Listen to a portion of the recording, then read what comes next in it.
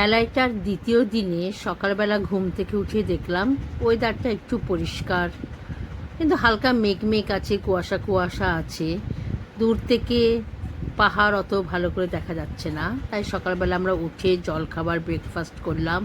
আলুর পরোটা, ডিম সেদ্ধ, কলা, চা বা কফি এসব খেয়ে আমরা আশপাশ ছোট ছোট গ্রাম ঘুরতে বেরিয়ে গেলাম।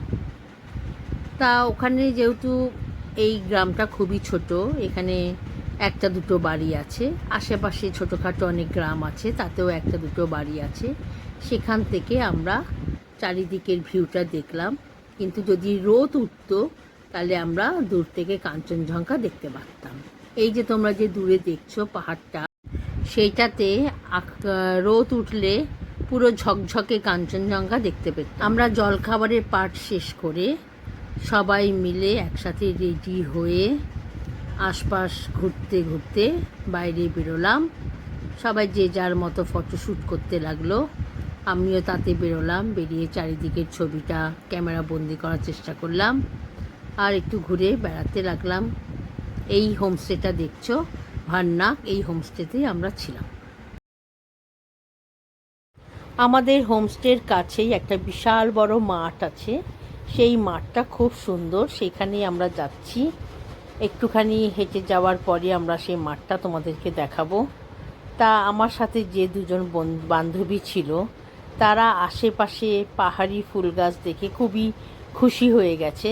তারা সেই সব গাছ দেখার জন্য চারিদিকে দাঁড়িয়ে পড়েছে, আর সেই সব গাছ, ফুল এইসব তারা দেখতে লাগলো। আর আমাদের সাথে লুসি ছিল। লুসি আমাদের রাস্তা দেখিয়ে দেখিয়ে সেই মাঠ পর্যন্ত নিয়ে গেল।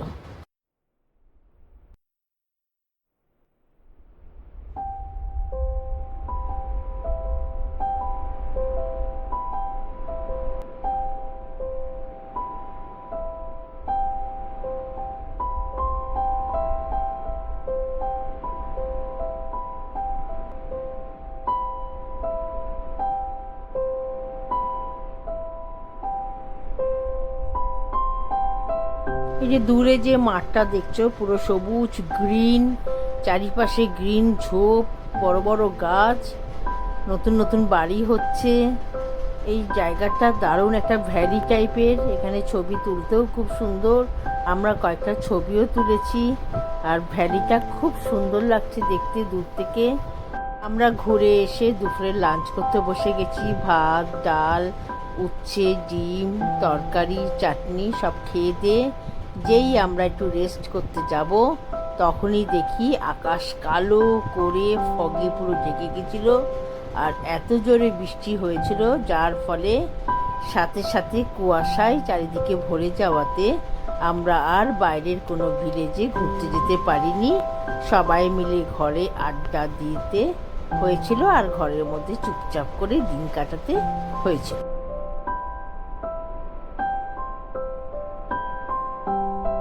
খুব ঝড় বৃষ্টি হওয়াতে সেই পাহাড়ি গ্রামে সারা রাত কারেন্ট ছিল না।